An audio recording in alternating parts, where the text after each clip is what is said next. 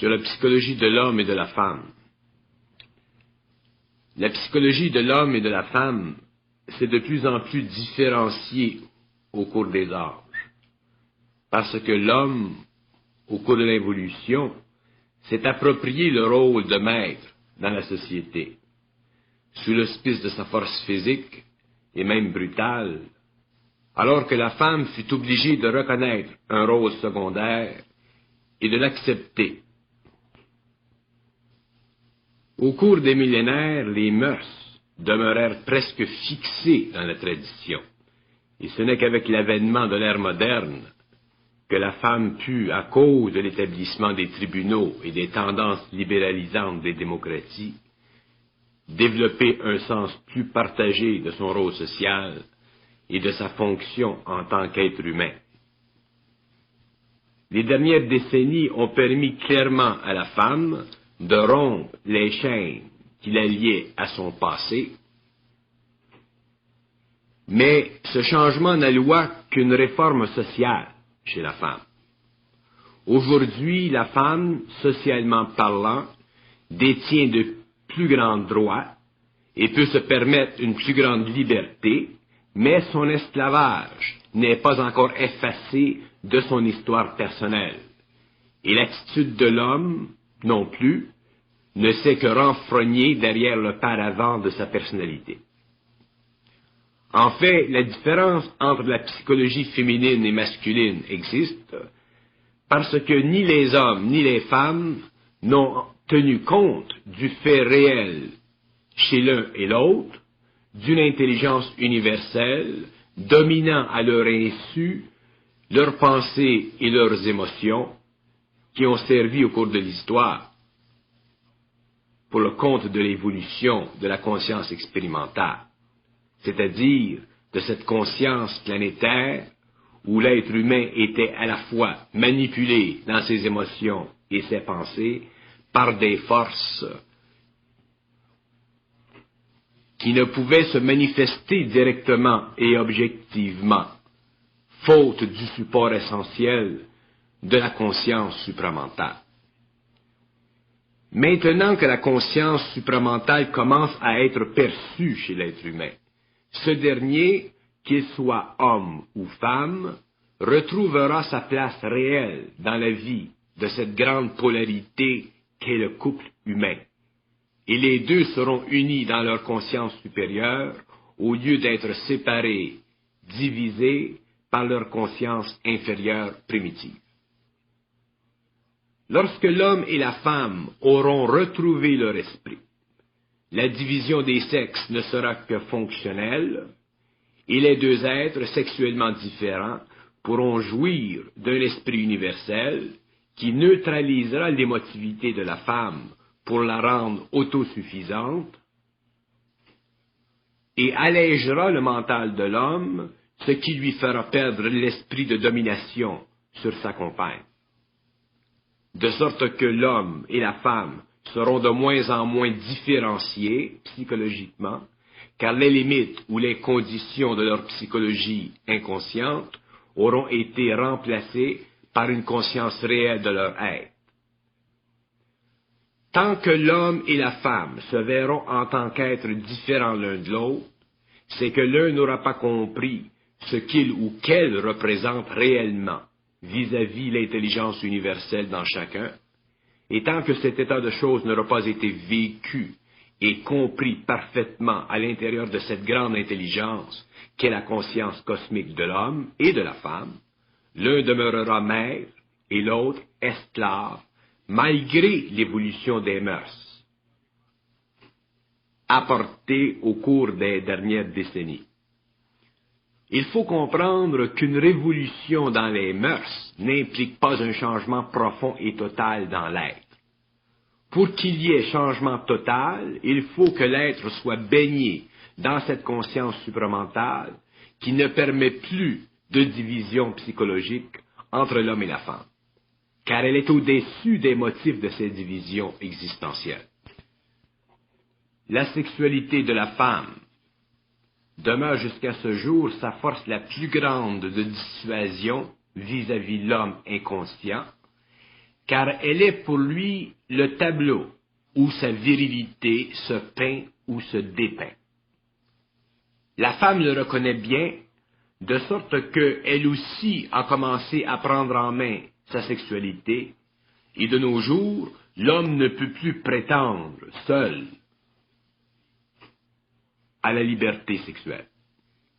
Et ceci lui cause un léger froissement, car lorsque l'on a goûté du pouvoir de domination et que l'on voit ce pouvoir nous filer entre les doigts, on sent un peu pénétrer en soi une sorte d'insécurité, et la femme le découvre de plus en plus. Mais elle n'est pas fautive si l'homme est juste, mais peut et pourra de plus en plus l'être si elle sent qu'il revient à ses anciennes habitudes. Dans le monde, la femme est de plus en plus choyée, mais aussi de plus en plus seule, car elle ne veut plus souffrir, et ne voulant plus souffrir, comme ses sœurs du passé, elle décide souvent à contre-cœur de se retirer.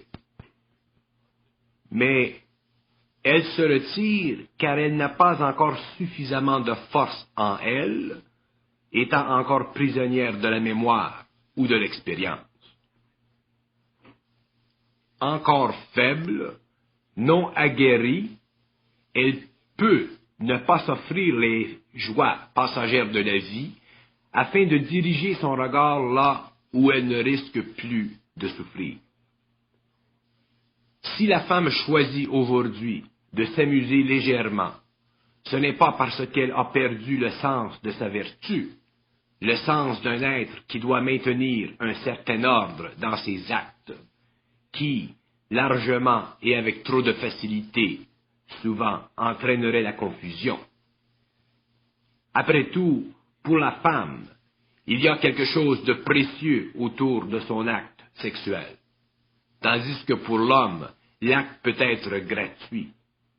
Mais avec le temps, la femme aussi apprendra à vivre l'acte gratuitement, mais ceci se fera au fur et à mesure qu'elle aura appris à mettre de l'intelligence dans ses sentiments, au lieu de ses sentiments dans l'intelligence. Il existe un gouffre entre la femme consciente et la femme inconsciente, plus grand que chez l'homme, car la femme est prisonnière à un très haut degré de ses sentiments, tandis que l'homme peut mesurer possiblement ses sentiments à la mesure de son bien-être, étant plus égocentrique que la femme. Et si nous regardons ces deux êtres, dans le cadre de la conscience supramentale, nous découvrons que la transformation est beaucoup plus marquante chez la femme que chez l'homme, bien que la marque soit aussi profonde chez l'un que chez l'autre, car la conscience supramentale s'attaque à toutes les formes de corrosion, que ce soit chez l'homme ou chez la femme. L'homme n'est pas habitué à voir la femme comme un être autonome, et dès qu'il le réalise, ou qu'il en a réalisé la possibilité, il en est surpris. Et lorsque la femme découvre le vrai visage de l'homme, libérée enfin de son égocentrisme mâle, elle découvre la vraie beauté de l'homme. Or, les deux êtres de sexes différents se découvrent dans une nouvelle perspective. L'un s'aperçoit qu'il bénéficie de l'autre et qu'il y a grande égalité d'esprit entre les deux, plutôt qu'un différentiel où la domination s'impose au bon sentiment. La psychologie féminine et la psychologie masculine se sont différenciées à cause des écarts créés par l'état émotif et mental de l'homme et de la femme. Ces états différenciés sont le résultat de l'emprise de la personnalité inconsciente de l'homme sur la femme et vice-versa, dans certains cas. De sorte que l'autonomie que donne l'intelligence universelle à deux êtres de sexes différents ne put jamais être manifestée socialement parlant, créant ainsi des conditions idéales pour le développement graduel de deux psychologies différentes, l'une masculine et l'autre féminine, le pont entre les deux ayant été fondé sur le besoin sexuel des deux êtres. Mais ce pont n'est pas toujours robuste, et lorsqu'il se rompt, il ne reste plus rien pour maintenir l'équilibre entre les deux psychologies. Et c'est justement ce qui est vécu aujourd'hui, comme jamais auparavant, le déséquilibre des deux psychologies, dont le pont se rompt avec plus de fréquence car la sexualité est devenue plus libre, de sorte que les différences entre la psychologie masculine et féminine s'accentuent, et l'homme et la femme se retrouvent de plus en plus seuls et marqués par leur différentiel psychologique lorsqu'en fait leur psychologie devrait être unifiée sous le parapluie d'une psychologie supramentale, mettant fin à la division des sexes. Je dis bien la division des sexes, car la division entre la femme et l'homme provient de leur sexualité et non de leur esprit. Leur sexualité a affecté leur émotion et leur mentalité, de sorte qu'aujourd'hui, la sexualité étant libre, l'homme et la femme ne savent plus où mettre la tête. Ils essaient tous les deux de comprendre leur prédicament. Ils essaient de rationaliser leur position vis-à-vis l'autre. Mais il manque une autre dimension à leur point de vue, et tant qu'ils se verront différenciés dans leur sexualité, leur état d'esprit en souffrira. Lorsqu'ils seront unis dans leur esprit, la différenciation sexuelle ne sera que fonctionnelle et non plus psychologique. Il n'est pas facile de faire comprendre l'homme à la femme, ni la femme à l'homme, car tous les deux vivent leur vie selon un barème qui est basé sur leur état subjectif respectif. Chacun est prisonnier de son point de vue, et nul ne peut le laisser tomber car il fait partie de lui ou d'elle, en tant qu'être subjectif. Pour que les deux puissent s'entendre sur un plan commun de vie, il leur est nécessaire de vivre d'une intelligence objective de la psychologie, afin que cette psychologie nouvelle puisse annuler la différenciation, qui ne crée que des différences, au lieu de créer des ressemblances ou des modes parallèles d'entendement. Tant que la vie psychologique de l'être humain sera fondée sur la conscience subjective, il est évident qu'il ne vivra que d'émotions et d'attitudes, et cette sorte de vie ne pourra que maintenir en surface les divergences de points de vue qui risquent, à la longue, surtout aujourd'hui, de mener le couple vers l'échec éventuel, compte tenu des conditions plus libres de la vie moderne. Le grand symptôme de la maladie du couple, c'est la séparation ou le divorce. Pourquoi? Parce que chacun croit avoir raison, lorsqu'en fait, un sert à l'évolution de l'autre. Mais il faut le savoir. Et tant qu'on ne sait pas, eh bien, on souffre du mal d'aimer ou d'être mal aimé. L'homme inconscient et la femme inconsciente veulent être aimés car ils craignent la vie seule. Mais la vie seule n'est possible que pour ceux qui le veulent bien ainsi, ou n'en voient pas d'autres possibilités. Si l'être humain, homme ou femme, vivait selon une conscience réelle, la crainte d'être seul disparaîtrait, car il comprendrait l'illusion de la nécessité d'être seul, ou dans le cas contraire, d'être accouplé.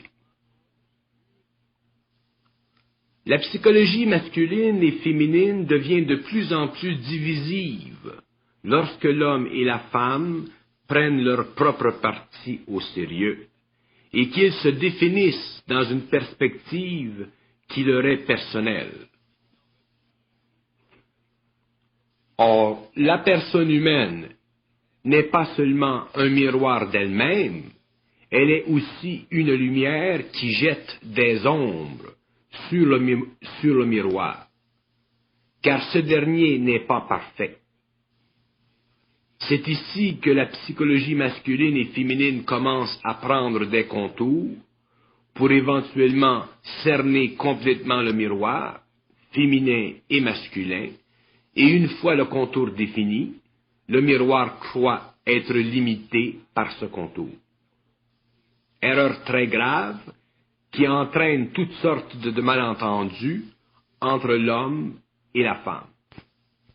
Évidemment, être miroir sans contour n'est pas facile non plus, car on est habitué depuis des siècles à des contours, depuis notre temps d'enfance, et cette enfance était à son tour le produit des contours de nos chers parents qui voulaient faire de leur mieux. L'homme est très semblable à la femme sur le plan de vie mentale, ouvert à l'intelligence. Et cette similitude disparaît au fur et à mesure qu'il cherche à s'identifier à une image de l'homme créée de toutes pièces par son insécurité mâle versus la femme.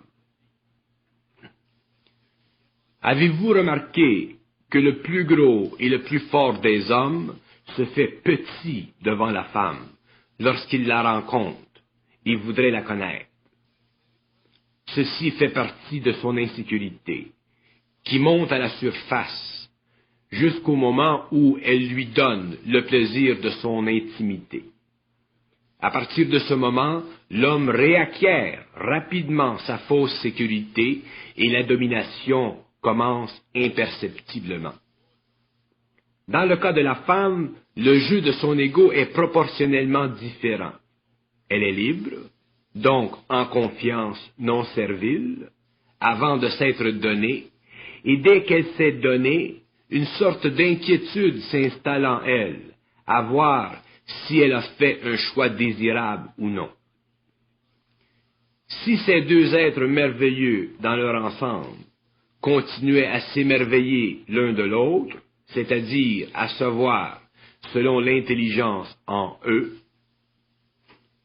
qui éclaire leur personne, cette même intelligence serait le pont dont ils ont de besoin pour bien vivre l'un avec l'autre en parfaite harmonie, au-delà de leur personnalité ambiante ou selon une psychologie masculine et féminine. Mais il n'en est pas encore ainsi sur le globe. L'homme est roi et la femme plutôt princesse que reine.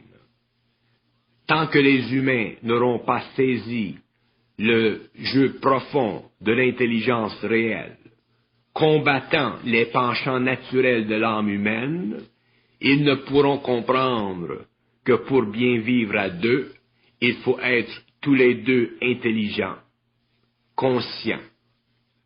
Alors la vie à deux devient un jeu d'enfant sans cette fameuse dynamique dans le couple qui est beaucoup plus de la dynamite qu'une force créative. L'homme est essentiellement centré sur son mental et la femme sur son émotif, et les deux essaient sans succès de faire descendre ou monter l'autre à son niveau. Ceci n'est pas possible, car ce qui fait l'un ne fait pas l'autre, puisqu'ils ont une psychologie différenciée et subjective. Comment un homme peut-il se comparer contre sa femme, ou dans le cas contraire la femme contre son mari, lorsque tous les deux ont une psychologie différente, dont l'engrenage est toujours en voie de réparation, car ni l'un ni l'autre n'est dans l'intelligence? C'est absurde.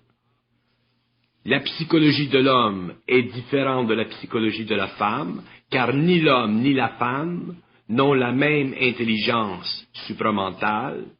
Un point, c'est tout. Naturellement, leur psychologie est différente, car leur principe émotif et mental, sans parler du physique, obéissent à des lois qui leur sont propres, au lieu d'obéir à des lois universelles de l'intelligence. Quel que soit le rapport entre l'homme et la femme, c'est l'intelligence en eux qui devrait régir leur comportement. Et s'il en était ainsi, on n'aurait pas dans le monde une psychologie masculine et une psychologie féminine, mais simplement une intelligence gouvernant deux volets d'elle-même, l'intelligence dans l'homme et l'intelligence dans la femme, de sorte que la manifestation de cette intelligence dans l'un ou l'autre ne serait pas marquée par une attitude mâle et l'autre femelle, mais plutôt par un comportement masculin et un comportement féminin dont l'intelligence serait évidente aux deux êtres, sans différence ni division. Le phénomène des deux psychologies sur le globe relève du fait que ni l'homme ni la femme n'a résolu le problème d'identité vis-à-vis lui-même ou elle-même. La femme est encore primaire dans ses émotions et l'homme dans son intellect. Mais une fois la crise d'identité résolue à l'intérieur de la conscience supramentale, les deux psychologies se fusionnent et il n'en reste plus qu'une, à laquelle appartient autant l'homme que la femme. Cette psychologie détruit la dualité psycho-émotive et psychomentale chez l'être humain pour l'amener à voir que sa psychologie antérieure était en opposition avec le sexe opposé, parce qu'il était, lui ou elle-même, en opposition avec l'universel. Une fois ce problème résolu, l'homme et la femme s'individualisent et la seule différence entre l'un et l'autre est dans le corps physique et non plus dans l'esprit. Remarquez que le comportement de l'homme sera toujours différemment marqué du comportement de la femme, car le comportement est l'exécution dans le matériel du mental et de l'émotif. Mais la différence dans le comportement n'exclut pas une psychologie universelle. Ce n'est pas dans le comportement différencié que se divisent l'homme et la femme, c'est dans l'attitude derrière le comportement. Un bon conducteur d'auto, qu'il soit homme ou femme, demeure un bon conducteur d'auto. Ça, c'est du comportement. Mais l'inquiétude psychologique d'un homme ou d'une femme, derrière la roue, relève de leur psychologie d'homme ou de femme. Si les deux sont dans la même intelligence, cette psychologie ne déteindra pas plus chez l'un que chez l'autre, car les corps subtils auront été ajustés à l'expérience par la conscience supramentale.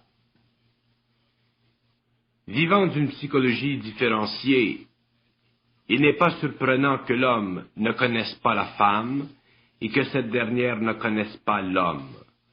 Car pour connaître profondément le sexe opposé, il faut se connaître d'abord soi-même.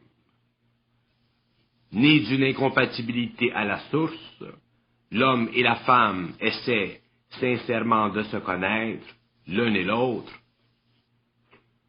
Mais ce que l'un découvre de l'autre n'est qu'une portion de l'autre, rattachée à un mécanisme intérieur, voilé aux deux parties, de sorte que la vie à deux n'est maintenue ou possible que s'il y a suffisamment d'atouts dans la partie pour les deux joueurs en même temps. Mais si par défaut, un ne découvre plus d'atouts dans la partie, il se sentira obligé de s'engager ailleurs, car la vie lui imposera une diète d'insatisfaction vis-à-vis l'autre qu'il ne pourra plus supporter. Alors, séparation de corps, sinon d'esprit. Mais si ces deux mêmes individus vivaient à l'intérieur d'une conscience commune et universelle, leur psychologie en serait éclairée et unifiée, et la nécessité de maintenir la vie de couple, selon la loi des atouts, disparaîtrait, car ce n'est plus l'atout qui deviendrait l'enjeu de la vie à deux, mais l'esprit de la vie dans les deux parties. Lorsque la femme commence à se percevoir, à se conscientiser, c'est-à-dire à se voir, c'est-à-dire à se bien voir, elle commence à réaliser deux choses.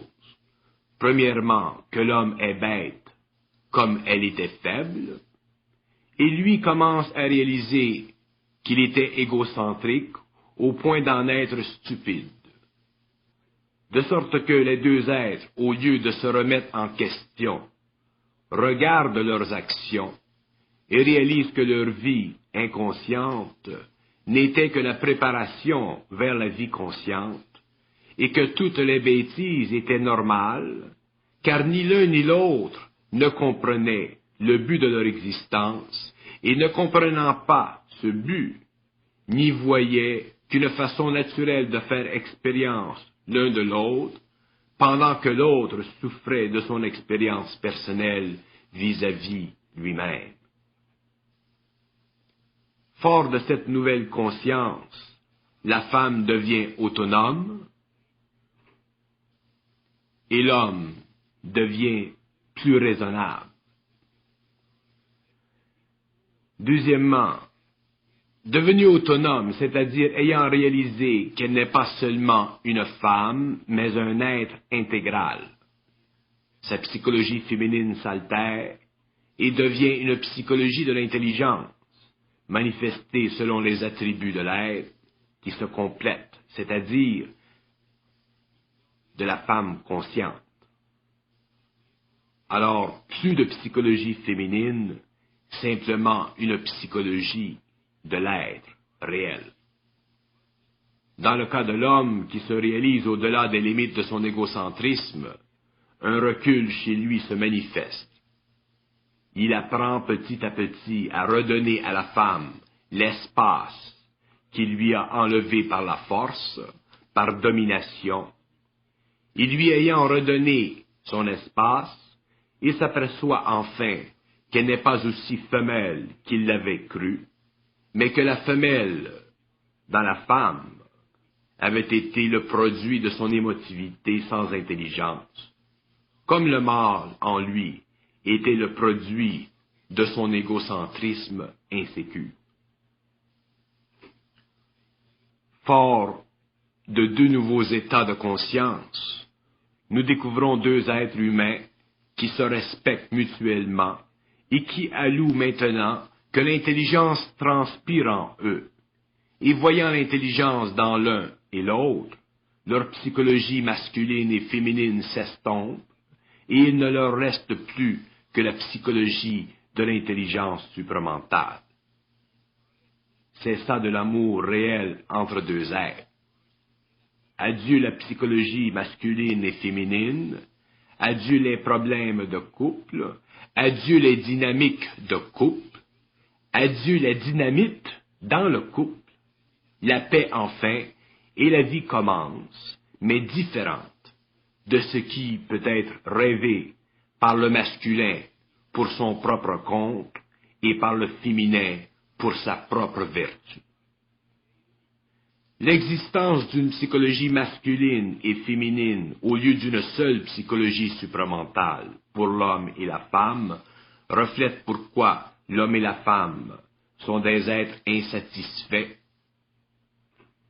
dans leur relation. Car bien qu'un couple puisse se bien entendre, ceci ne veut en rien dire qu'ils soient satisfaits dans leur relation. Car leur satisfaction de couple ne tient qu'à la relativité de satisfaction de chacun, de sorte que les événements de la vie étant ce qu'ils sont, c'est-à-dire incompris dans la psychologie inconsciente, ils déteindront dans la relation du couple, et de là peuvent naître ce que l'on appelle des problèmes. Si le problème est d'ordre affectif, la psychologie de l'un et de l'autre en sera affectée. Si le problème est d'ordre économique, la psychologie masculine en bouleversera la psychologie féminine. Si le problème est d'ordre d'adaptation intellectuelle, la psychologie masculine ou féminine prédominante en instruira par défaut l'autre, etc., etc. Autrement dit, deux psychologies dans la même maison, c'est dangereux, c'est pourquoi l'homme et la femme vivent dangereusement ensemble. Heureusement qu'il y a des lois, des règlements, des conditions et de bons sentiments paternels ou maternels, sinon beaucoup d'enfants seraient allaités par la Joconde ou supportés par l'État. Qu'il existe deux psychologies, une masculine et une féminine, renverse les lois de communion d'esprit, car l'intelligence de l'esprit ne peut être colorée par l'émotif ou l'intellect, puisque cette intelligence est au-dessus de la condition humaine. Que les hommes et les femmes s'acharnent à se guérir l'un l'autre n'est dû au fait qu'ils sont prisonniers d'eux-mêmes. Une femme consciente ne peut souffrir d'un homme inconscient. Elle le laisse derrière, et il en est de même pour un homme conscient, car ni l'un ni l'autre ne peut être esclave de ses sentiments ou dominateur par ses idées. Alors la dualité psychologique de l'être humain, qu'elle soit culturelle ou idéologique, ou simplement psychologique dans le sens que veut bien lui prêter la psychologie autoritative, ne repose que sur le manque d'intelligence réelle chez l'humain. Tant et aussi longtemps qu'un homme et une femme ont la capacité de se disputer subjectivement, d'être en désaccord, ils ont une psychologie double. Tant qu'un homme n'est pas capable de voir au-delà de son point de vue et qu'une femme se sent impuissante, il y a psychologie double. Tant qu'une femme est jalouse et qu'un homme est grogneux, il y a psychologie double, etc., etc. Autrement dit, tant qu'il n'y a pas d'unité d'esprit entre deux êtres, il y a psychologie double, et s'il y a cette double psychologie, les deux êtres vivent une vie marginale, l'un vis-à-vis l'autre, même si cette vie n'est pas si mal, en fin de compte. Il ne s'agit pas qu'elle ne soit pas si mal, il s'agit qu'elle soit la meilleure possible, et que les deux le sachent. Et ils ne peuvent le savoir que s'ils vivent de l'intelligence réelle supramentale en eux. Il ne s'agit pas que l'homme s'estompe et que la femme prenne de l'ampleur. Il s'agit que l'un voit l'intelligence dans l'autre, mais pour que ceci soit possible, ni l'un ni l'autre ne peut se prendre au sérieux, car se prendre au sérieux, c'est de la psychologie inconsciente masculine ou féminine. L'intégration de la personnalité humaine requiert que la psychologie subjective soit ajustée à un niveau d'intelligence supérieur à l'homme, afin que ce dernier puisse s'élever au-dessus des formes qui constituent l'étoffe de sa psychologie masculine ou féminine. La relation entre hommes et femmes ne peut s'éclaircir et devenir créative et parfaite au lieu de dynamique que lorsque l'homme et la femme auront réalisé que leur psychologie respective s'instruit de leurs faiblesses au lieu de leur intelligence supérieure. La dualité de la psychologie humaine est fondée sur la conscience de l'homme planétaire, et la singularité de la conscience supramentale est fondée et établie dans la conscience universelle. Autant l'homme planétaire est asservi à sa conscience astrale, autant l'homme universel en est libre. Si l'homme planétaire vit une psychologie double, masculine et féminine, autant il est impossible à l'homme conscient d'être l'un ou l'autre, car les conditions mêmes de son intelligence supérieure l'en excluent, de sorte que tout phénomène psychologique dû à l'inconscience disparaît avec lui, ce qui l'intègre totalement à l'autre sexe opposé. Tant que l'esprit de l'homme est affecté au point où sa psychologie est colorée par l'égocentrisme mâle ou la sentimentalité féminine, il est impossible à l'homme ou à la femme d'entrer dans l'intelligence pure et de vivre de cette intelligence qui est la clé à la vie pleine et créative. Toute cloison entre l'homme et la femme crée un symptôme quelconque, où la division, qu'elle soit profonde ou en surface, doit exister. Les deux êtres ne peuvent être fondés en une unité d'intelligence et de volonté, car trop d'énergie sert à les confronter. De sorte que la relation masculine et féminine devient une relation d'équilibre plutôt qu'une relation d'énergie créative qui peut et doit soutenir les deux personnalités dans un cadre de vie bienfaisant pour les deux à la fois et dans un même temps. Que l'homme se voie supérieur à la femme, c'est un problème qu'il devra résoudre par lui-même, quitte à en souffrir, et que la femme se sente diminuée, faible devant l'homme, c'est aussi son problème, et son amour pour lui ne pourra jamais être intelligent. Il la rendra servile, et même cette femme ne pourra jamais évoluer, car pour évoluer vers le supramental, il faut être centrique, mais jamais égocentrique ou faible dans le sentiment.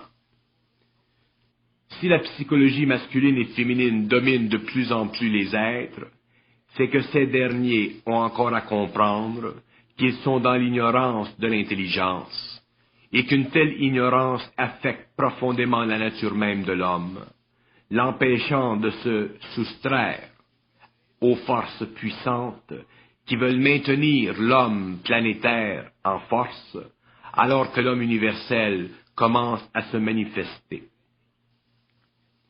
La conscience supramentale, c'est la psychologie supramentale, et la conscience matérielle est transpercée par la conscience supramentale, qui détient la clé à l'embroglio au masculin et au féminin, qui existe et qui s'est développé depuis que l'homme a constaté qu'il était le charbon ardent, alors que la femme en était la cendre. Ceci ne peut continuer indéfiniment sur le globe, car viendra le jour où, à cause du grand besoin de communication que devra vivre l'être humain, la compagnie harmonieuse deviendra pour lui l'élément essentiel d'une relation fondée sur le principe de l'intelligence réelle qui mène à l'amour réel en passant par la volonté réelle. En dehors de ces trois principes, l'homme ne peut vivre sans eux. Or, si la femme et l'homme sont différents, ce ne doit pas être dans leur psychologie, mais dans leur façon respective et personnelle de manipuler l'énergie universelle, afin que la psychologie double soit détruite une fois pour toutes chez certains, et l'intégration de l'homme planétaire effectuée avant que l'être humain passe à une nouvelle étape d'évolution rapide. La destruction de la dualité psychologique de l'homme et de la femme apportera une nouvelle conscience sociale sur la Terre. Et la première structure sociale à en bénéficier sera la famille. Car la famille représente le cadre essentiel de l'évolution des sexes et de leurs composantes, les enfants. Alors que la vie familiale puisse être suffisante dans sa stabilité chez la majorité, elle devient de plus en plus instable à cause des conflits que crée la dualité psychologique humaine. Lorsque cette dualité sera neutralisée par la conscience supramentale, la famille sera renouvelée et les enfants grandiront eux aussi dans une atmosphère où le père et la mère représenteront parfaitement l'harmonie humaine. Ils en seront bénéficiaires et la société future en sera enrichie. Il nous faut voir aujourd'hui que l'être humain n'est pas seul, qu'il y a en lui une intelligence supérieure qui veille à son évolution et avec laquelle il peut apprendre à communiquer afin de comprendre le grand dilemme de la vie matérielle, où la conscience humaine subjective est nettement insuffisante pour comprendre la vie et la totalité du rapport humain avec cette vie qui dépasse le matériel et qui pourra un jour être connu de l'être humain, lorsque ce dernier aura compris et appris à s'exprimer selon les lois de l'intelligence en lui, au lieu des lois planétaires de sa conscience expérimentale, qui est impuissante et corrosive. La descente de la conscience supramentale sur la Terre produira chez ceux qui pourront la vivre un réajustement de leur psychologie subjective, de sorte que les hommes et les femmes de demain ne seront plus prisonniers de leurs afflictions psychologiques, mais libres dans leur esprit, car l'intelligence supramentale en eux éveillera leur esprit à la créativité complémentaire, et ce faisant, instruira l'homme dans la beauté de la femme, et la femme dans le grand rôle planétaire de l'homme.